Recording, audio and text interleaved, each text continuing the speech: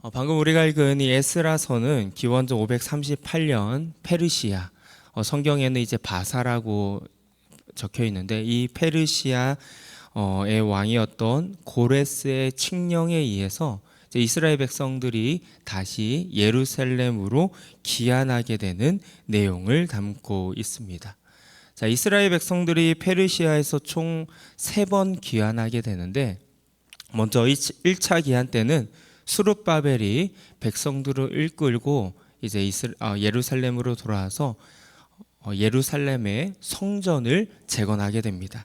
자, 이스라엘 백성들에게 가장 중요하다 말할 수 있는 하나님께 제사 드리는 이 성전을 재건하게 되죠. 바벨론에 의해서 완전히 무너진 그 성전을 재건하게 됩니다.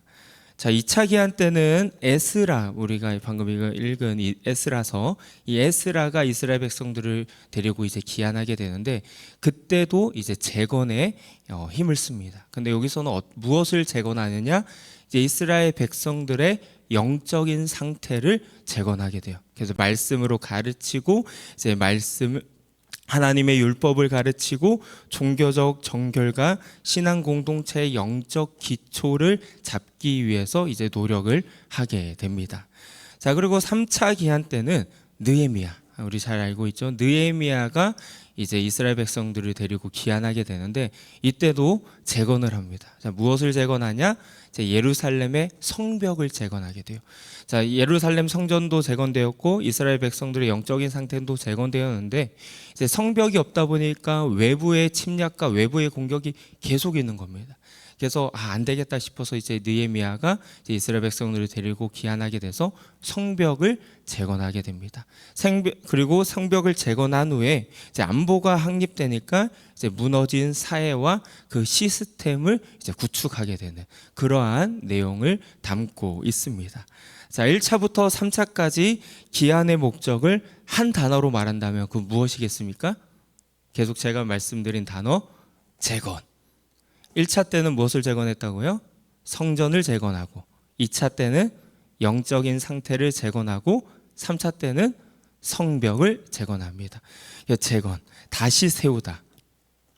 이 재건을 통해서 이스라엘 공동체가 이제 회복되는 과정을 이제 보여주는 게 에스라와 느헤미야서입니다.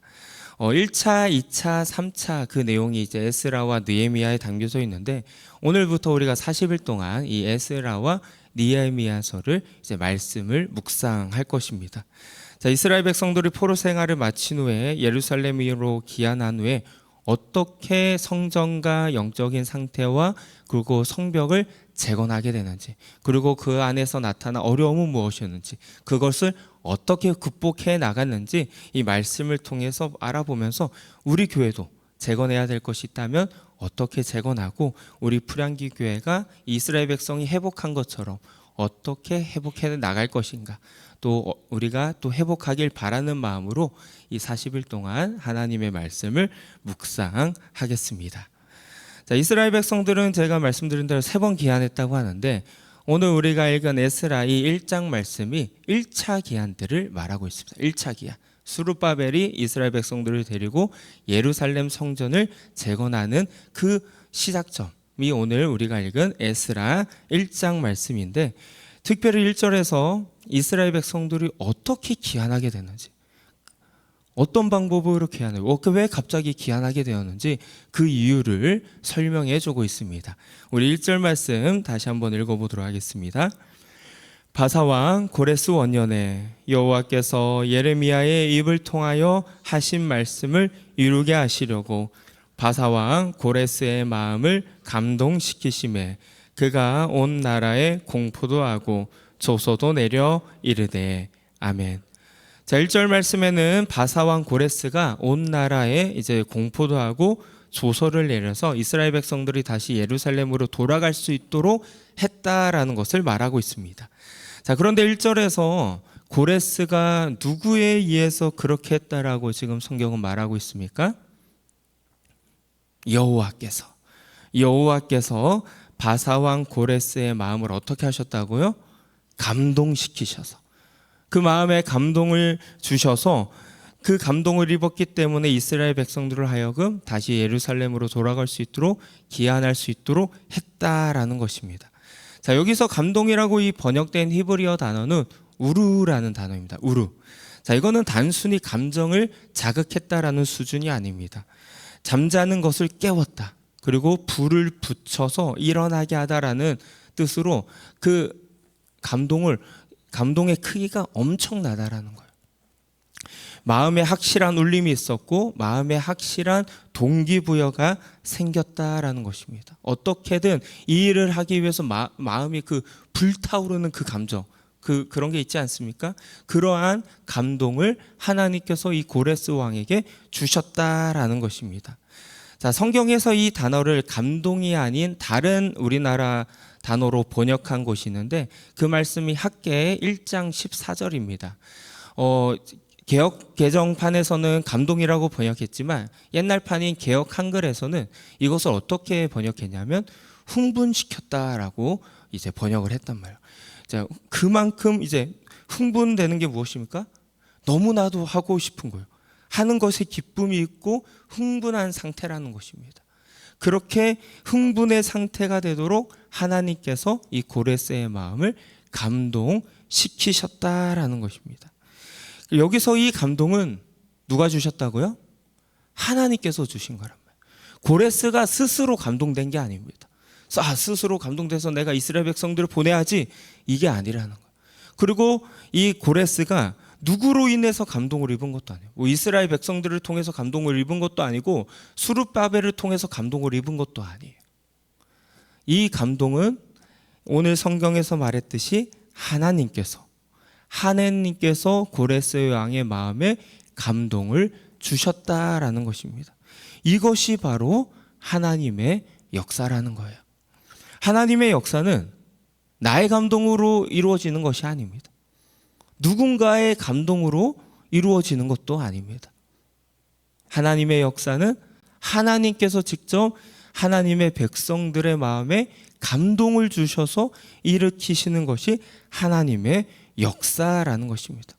그래서 참된 회복의 시작은 나의 힘으로 시작하는 것도 아니고 우리의 힘으로 시작하는 것도 아니고 누군가 외부의 힘으로 시작하는 것도 아니고 바로 하나님의 감동으로부터 시작한다라는 거예요. 그래서 우리는 기도해야 됩니다. 우리가 우리 교회의 회복을 위한다면 우리는 기도해요. 주님, 나에게, 우리 교회에게 회복하도록 감동시켜 주시옵소서. 우리의 마음을 감동시켜 주시옵소서. 그러나 우리는 이러한 이제 고민에 빠집니다. 이 마음이 내 감동인가? 아니면 하나님께서 주신 감동인가? 이게 헷갈릴 때가 있어요. 이 구별을 잘해야 됩니다. 여러 가지 방법이 있겠지만 그 구별을 할 수 있는 여러 가지 방법이 있는데 오늘 1절에서 그 힌트를 한 가지 알려주고 있습니다. 자, 1절에서 하나님께서 왜 고레스의 마음을 감동시켰는가, 그 이유가 나오는데 그 이유가 무엇이라고 말하고 있습니까? 중간 부분에 여호와께서 예레미야의 입을 통하여 하신 말씀을 이루게 하시려고 고레스 왕의 마음을 감동시키셨다라는 거예요. 예레미야의 입을 통하여 하신 말씀을 이루시기 위해서. 다시 말해 하나님의 감동은 이미 성경을 통해 계시된 하나님의 말씀을 이루시기 위해서 주시는 것이 하나님의 감동이라는 것입니다. 하나님의 뜻을 이루기 위해서 주시는 감동이 하나님의 감동이지, 내가 원하는 대로 나의 이득을 위해서 주어지는 그 뭔가 불타오르는 감정, 그것은 하나님의 감동이 아니라 내 감동이라는 거예요. 즉 하나님의 감동은 언제나 약속된 하나님의 말씀의 방향대로 흘러가는 것이 하나님의 감동이라는 것입니다. 자, 여기서 예레미야 입을 통해서 하신 말씀은 예레미야 25장 11절에 나오는 말씀인데 하나님께서 70년 뒤에 다시 이스라엘 백성들을 이제 회복시키겠다고 하신 그 약속의 말씀이란 말이에요. 지금 70년 동안 바벨론에 의해서 포로 생활하고 이제 바벨론이 페르시아한테 망하면서 70년 동안 이제 그 포로 생활을 했단 말이에요. 그리고 하나님께서 예레미야를 통해서 하신 그 약속의 말씀, 70년 뒤에 너희들을 다시 예루살렘으로 돌아오게 하겠다라는 그 약속의 말씀을 이루시기 위해서 고레스의 마음에 감동을 주셨다라는 것입니다. 하나님께서 하나님의 역사를 이루시기 위해서 이 하나님의 백성들의 마음을 감동시키신다라는 것입니다. 그 감동에 고레스와 같이 즉각적인 순종이 이루어져야 회복의 역사가 일어난다라는 것입니다. 우리가 이제 40일 동안 에스라와 느헤미야 말씀을 이제 보게 될 것입니다. 이제 어떻게 재건되었는지 차근차근 살펴볼 것인데, 자, 오늘 말씀에서 하나님의 재건, 그 회복은 어떻게 일어난다고요? 하나님께서 주시는 감동에 의해서 이루어진다. 그 감동은 그 하나님의 감동 어떤 것이라고요? 하나님의 약속을 이루시기 위해서. 내가 원하는 것을 이루는 것이 하나님의 감동이 아닙니다. 하나님의 뜻, 하나님께서 약속하신 그것, 하나님의 말씀 그대로 이루시기 위해서 주시는 그 감동에 의해서 우리가 회복될 수 있는 것입니다. 하나님께서 하나님의 역사를 이루기 위해 우리의 마음도 감동시키실 것입니다. 믿으십니까? 그 감동에 우리가 즉각적으로 순종해서 회복의 역사를 이루는 우리 모두가 되길 주님의 이름으로 축복합니다. 자, 우리가 이 시간 함께 기도할 때 우리의 마음을 주여 감동시켜 주시옵소서. 주님의 말씀에 입각한 감동을 우리에게 주시옵소서.